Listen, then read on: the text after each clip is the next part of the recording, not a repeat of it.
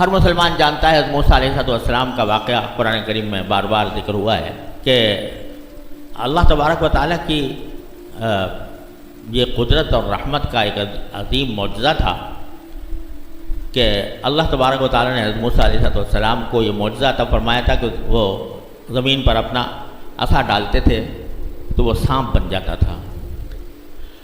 تو اس کے مقابلے میں فرعون نے اپنے سارے ملک بھر کے جادوگروں کو جمع کیا تھا کہ حضرت موسیٰ علیہ السلام کہ تم جادوگر ہو تو میں جادوگروں کو جمع کرتا ہوں اور پھر دیکھتا ہوں تمہارا جادو کہاں جاتا ہے. اللہ تعالیٰ نے یہ کیا کہ جمع ہو گئے اور جمع ہو کر حضرت موسیٰ علیہ السلام نے کہا کہ بھئی تم ہی اپنا جادو پہلے دکھاؤ تو پھر میں دکھاؤں گا. تو انہیں اپنے پاس ان کے لاٹھیاں تھیں اور رسیاں تھیں، وہ انہوں نے میدان کے اندر پھینکی تو وہ سب سانپ بن گئے، سانپ بن کر چلنے شروع ہو گئے. حضرت موسیٰ علیہ السلام کے طبیعت میں تھوڑی سی فکر پیدا ہوئی، لیکن اللہ تبارک و تعالیٰ نے الہام فرمایا کہ تم اپنا عصا ڈالو. اپنا عصا جب ڈالا تو وہ ایک بڑا سانپ بن کے سامنے آیا، اور جو سانپ ان کے جادوگروں نے کے جو سانپ تھے ان میں سے ایک ایک کر کے سب کو نگلنا شروع کر دیا، اور نگل کر سارے ختم ہو گئے، اور یہ عیسیٰ علیہ السلام کا اژدہا باقی رہا. اب جادوگروں نے جب دیکھا کہ اگر یہ کوئی جادو ہوتا تو ہم سے زیادہ جادوگر کوئی نہیں ہے، جادو جاننے والا کوئی نہیں ہے، تو یہ جو کچھ کرشمہ ہماری آنکھوں نے دیکھا ہے یہ جادو نہیں ہو سکتا، یہ یقیناً اللہ تبارک و تعالیٰ کی طرف سے ان کو ایک پیغمبری کی نشانی دی گئی ہے، ورنہ یہ واقعہ ہو نہیں سکتا تھا. اللہ تعالیٰ نے ان کے دل میں ڈالا تو اسی وقت سارے کے سارے جادوگر جو مقابلہ کرنے آئے تھے موسیٰ علیہ السلام، جو آنے سے پہلے فرعون سے یہ انہوں نے مطالبہ کیا تھا کہ اَإِنَّ لَنَا لَأَجْرًا إِن كُنَّا نَحْنُ الْغَالِبِينَ، کہ اگر ہم غالب آ گئے موسیٰ کے اوپر تو کیا ہمیں کوئی اجرت ملے گی، ہمیں انعام ملے گا؟ اور قرآن نے اس کے جواب میں فرعون نے اس کے جواب میں کہا تھا کہ نعم وانتم من المقربین، کہ ہاں تمہیں انعام بھی ملے گا اور تمہیں اپنا بہت ہی مقرب بنایا جائے گا، تم ہمارے بہت قریب رہو گے. بادشاہ کا مقرب بڑی چیز ہے، وہ بادشاہ جو خدائی کا دعوے دار.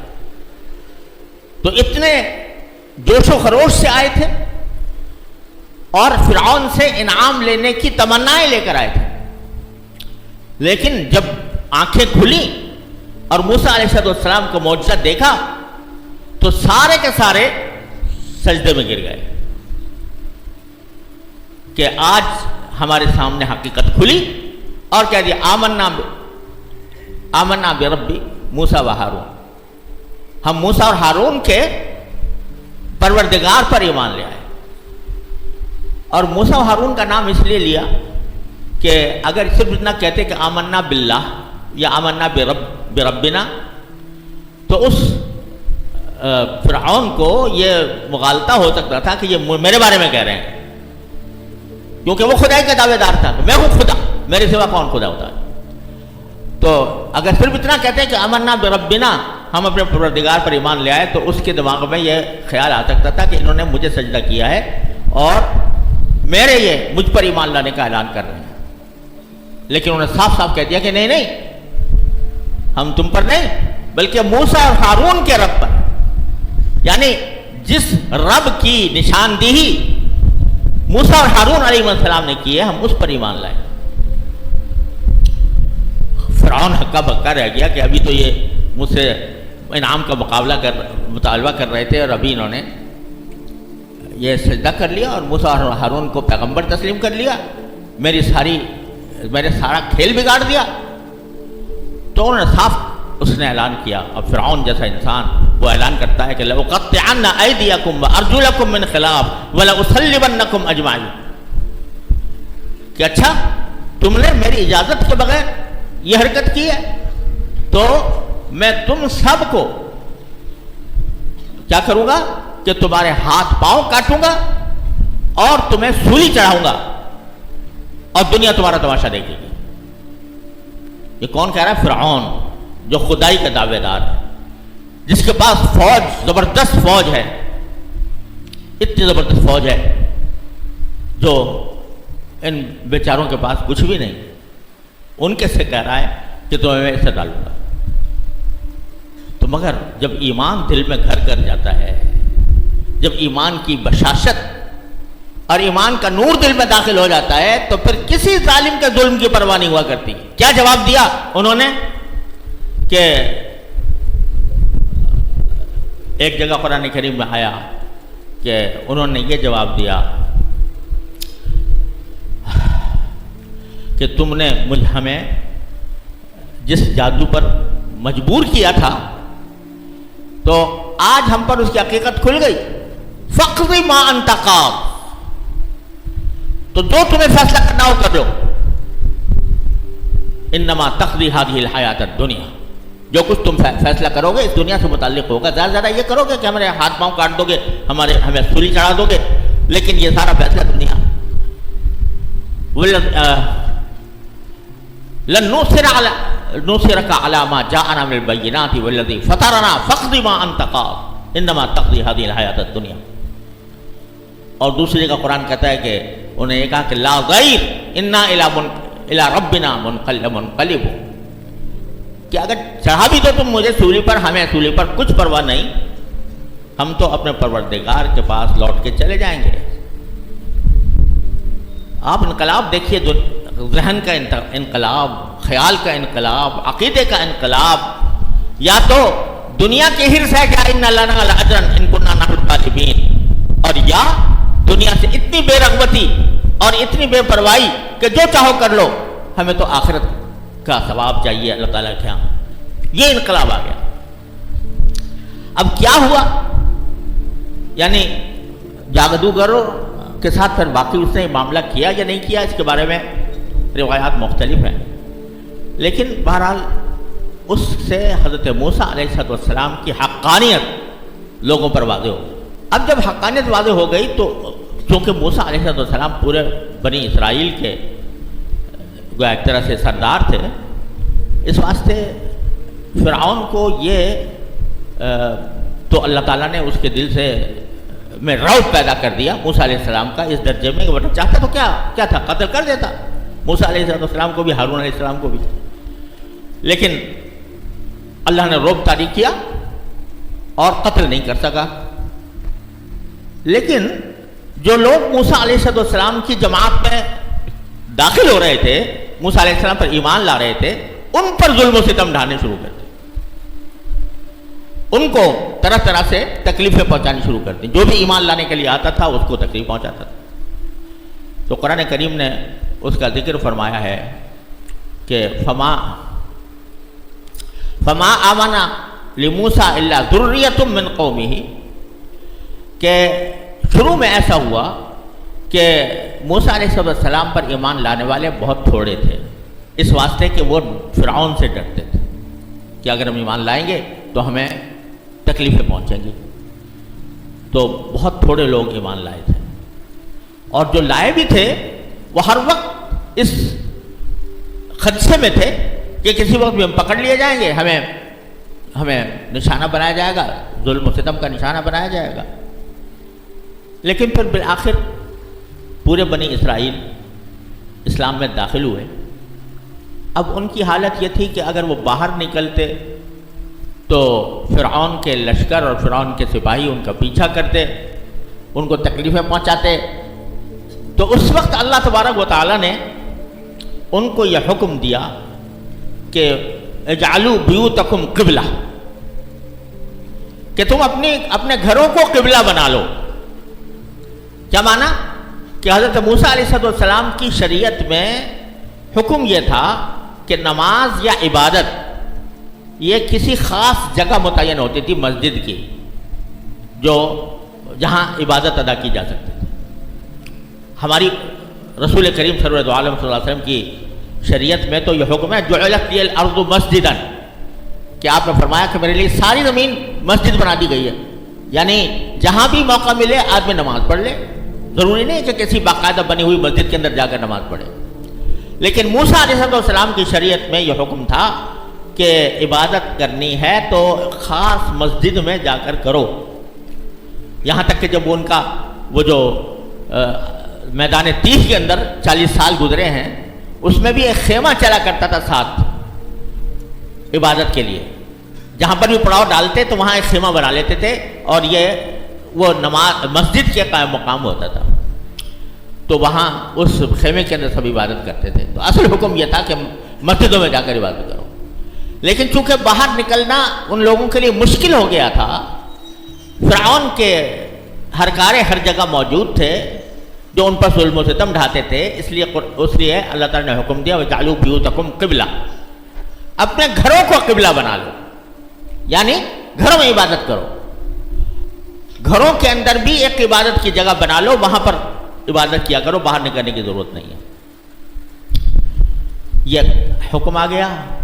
اب ایک ایسی حالت میں زندگی گزار رہے ہیں بنی اسرائیل، حضرت موسیٰ علیہ السلام کے پیروکار، کہ ہر وقت فرعون کا خوف مسلط ہے، اور فرعون کے ظلم و ستم کی وجہ سے باہر نہیں نکل سکتے، اور اس نے غلامی کے شکنجے میں جکڑا ہوا ہے۔ اس موقع پر بنی اسرائیل نے موسیٰ علیہ السلام نے اور ان کے پیروکاروں نے یہ دعا فرمائی، ربنا لا تجعلنا فتنة للقوم الظالمین، کہ ہمارے پروردگار ہمیں ظالموں کا تختہ مشق نہ بنائیے، ہمیں ایسی آزمائش میں مبتلا نہ کیجیے کہ جس کے ذریعے ظالم قوم ہم پر غالب آ جائے اور ہم اس کے ظلم و ستم کا شکار بنے رہیں۔ وَنَجِّنَا بِرَحْمَتِكَ مِنَ الْقَوْمِ الْكَافِرِينَ، اور ہمیں ان کافر لوگوں سے ہمیں نجات عطا فرما دے۔ تو دیکھو، ایک طریقہ یہ ہوتا ہے کہ جب کسی دشمن سے کا مقابلہ ہو تو اصل بات جو دنیا میں سمجھی جاتی ہے وہ یہ ہے کہ بھئی اس کی تدبیریں سوچی جائیں، کچھ اسلحہ جمع کیا جائے، کچھ لشکر تیار کیا جائے، اور پھر اس لشکر کے ذریعے مقابلہ کیا جائے میدان جنگ کے اندر۔ لیکن بنی اسرائیل ویسے ہی دبے اور پسے ہوئے تھے فرعون کے ظلم کی وجہ سے، ہتھیار کہاں سے لائیں، اتنی بڑی جمعیت کہاں سے لائیں جو ان کے فوج سے ٹکرا سکے؟ تو دوسرا طریقہ اختیار کیا اللہ تبارک و تعالیٰ سے مانگنے کا، کہ ہمارے پروردگار اس حالت میں ہیں، ہم کچھ کر نہیں سکتے، بے وسیلہ ہیں، ہمارے پاس اسباب نہیں ہیں، تو آپ ہمیں ان کا تختہ مشق نہ بنائیے ان ظالموں کا، اور ہمیں ان سے نجات عطا فرما دیجیے۔ اب یہ اس دعا کا وظیفہ بنا لیا، اس دعا کا وظیفہ بنا لیا، یعنی بس چلتے پھرتے اٹھتے بیٹھتے یہ دعا کر رہے ہیں اللہ تعالیٰ سے، یا اللہ نکال دے ہمیں اس مشکل سے، یا اللہ ہمیں اس مشکل سے نکال دے، ہمیں ظالموں کے ظلم سے نجات دے دے، ہمیں کافروں کے قوم سے نجات دے دے۔ یہ دعا چلتے پھرتے اٹھتے بیٹھتے یہ دعا کا وظیفہ بنا لیا۔ تو باری تعالیٰ نے پھر اپنی قدرت اور رحمت کا کرشمہ دکھایا کہ ایک موقع پر کہہ دیا کہ تم اپنی ساری قوم کو لے کر باہر نکل چلو۔ نکلے، فرعون نے پیچھا کیا، اتنی بڑی فوج موسیٰ علیہ السلام اور ان کے ساتھیوں کا پیچھا کر رہی ہے، یہاں تک کہ دوڑتے دوڑتے آگے، دوڑتے دوڑتے سامنے سمندر آ گیا۔ اب سمندر سے کیسے جائیں؟ تو اس وقت میں بنی اسرائیل نے جو موسیٰ علیہ السلام کے ساتھی تھے ان میں سے بعض لوگوں نے کہا کہ لیجیے لو بھائی، ہم تو انا لمدرکون، ہم تو دھر لیے گئے، مطلب یہ آگے سمندر ہے اور پیچھے فرعون کا لشکر ہے، تو کوئی راستہ نہیں اب تو بچنے کا۔ قرآن کریم فرماتا ہے کہ اس وقت موسیٰ علیہ السلام نے فرمایا کلا ان معی ربی سیہدین، ہرگز نہیں، میرے ساتھ میرا پروردگار ہے، وہ مجھے صحیح راستہ دکھائے گا، راستہ نکالے گا۔ سمندر بھی اس کے قبضے میں، زمین بھی اس کے قبضے میں، فرعون بھی اس کے قبضے میں، فرعون کا لشکر بھی اس کے قبضے میں۔ تو پھر کرشمہ کیا ہوا؟ وہی عصا، جو پہلے اژدہا بنا تھا اس کے بارے میں کہا کہ آپ یہ عصا جو ہے سمندر پر ماریں. سمندر تو مارا تو سمندر دو قسموں میں منقسم ہو کر سیدھا خشکی کا راستہ بنا. اور اس خشکی کے راستے سے موسیٰ علیہ السلام اور سب پار اتر گئے. فرعون نے دیکھا کہ خشکی کا راستہ ہے تو لو چلو میں بھی چلوں. وہ آیا, اس میں جب پورا لشکر سمندر کے بیچوں بیچ پہنچ گیا خشکی کے اندر, اللہ تعالیٰ نے سمندر کو ملا دیا اور فرعون ڈوبنے لگا. ڈوبتے وقت میں اس نے پکارا کہ اب آواز دی کہ میں ایمان لے آیا, موسیٰ اور ہارون کے رب پر ایمان لے آیا. تو قرآن کہتا ہے کہ اس کے جواب میں اللہ تعالیٰ فرماتے ہیں الآن وقد عصیت قبل وکنت من المفسدین. اب ایمان لاتے ہو جبکہ ساری زندگی تم نے نافرمانی میں گزاری اور فساد پھیلانے میں گزاری. تو لہٰذا اب چونکہ جب اللہ تعالیٰ کی سنت یہ ہے کہ اللہ بچائے, اللہ تعالیٰ حفاظت رکھے, جب عذاب آنکھوں کے سامنے آ جائے اس کے بعد توبہ قبول نہیں ہوتی. توبہ اس وقت تک قبول ہوتی ہے جب تک کہ آدمی کے سامنے عذاب آنکھوں کے سامنے نہ آ جائے یا موت بالکل آنا کھڑی ہو. تو اب تمہارا ایمان معتبر نہیں. الفقہ آیا کیا محفوظ رکھیں گے تاکہ تم اپنے بعد آنے والوں کے لیے عبرت کا نشان بن جاؤ. تو پرانے جو ہمارے مفسرین ہیں وہ فرماتے ہیں قرآن کریم کی اس آیت کی تفسیر میں کہ اللہ تبارک و تعالیٰ نے فرعون کی لاش کو اس طرح محفوظ رکھا کہ وہ اوپر آ گئی اور سب لوگوں نے اس کو دیکھا کہ یہ فرعون ہے جس کا یہ حشر ہوا ہے. لیکن ابھی کچھ عرصے پہلے تقریباً 60-70 سال پہلے یا اس سے بھی کچھ زیادہ فرعون کی لاش مل گئی اور اب بھی قاہرہ کے عجائب گھر میں وہ محفوظ ہے اور میں نے اپنی آنکھوں سے دیکھی. قرآن نے کہا تھا آج میں تمہارے بدن کو نجات دوں گا تاکہ تم بعد میں آنے والوں کے لیے عبرت بن جاؤ.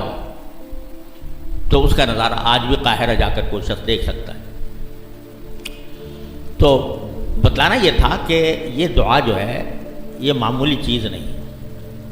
اس وقت جب کہ کوئی وسیلہ نظر نہیں آ رہا, کوئی سبب نظر نہیں آ رہا, ہر طرح کے وسائل منقطع ہیں اور فرعون کا جبر و ظلم جاری ہے, اس وقت میں اس کا وظیفہ بنا لیا ربنا لا تجعلنا فتنة للقوم الظالمین ونجنا برحمتک من القوم الکافرین. اللہ تعالیٰ نے اس کے ذریعے اپنی رحمت اور قدرت کا اتنا بڑا معجزہ دکھایا. تو یہ دعا ایسی بتائی گئی ہے. اللہ تعالیٰ جو یہ واقعات بتاتے ہیں نا, بار بار موسیٰ علیہ السلام کا ذکر آ رہا ہے, مختلف پیغمبروں کا آ رہا ہے اور اس کے اندر جو واقعات پیش آئے ہیں ان کی تفصیل بتائی جا رہی ہے. یہ محض کوئی تاریخ بتانے کے لیے نہیں, قصہ کہانی کہنے کے لیے نہیں, بلکہ اس لیے تاکہ اس سے ہمیں سبق ملے. تو سبق یہ ملا کہ جب انسان کے ظاہری اسباب کے لحاظ سے انسان ہر طرح مجبور ہو جائے, کوئی راستہ اس کو نظر نہ آ رہا ہو, تو واحد علاج یہ ہے کہ اپنے پروردگار کی طرف رجوع کرو اور اس سے مانگو, مانگتے رہو مانگتے رہو مانگتے رہو, مانگنے کو اپنا وظیفہ بنا لو, تو اللہ تبارک و تعالیٰ اپنے فضل و کرم سے راستہ کھول دیں گے.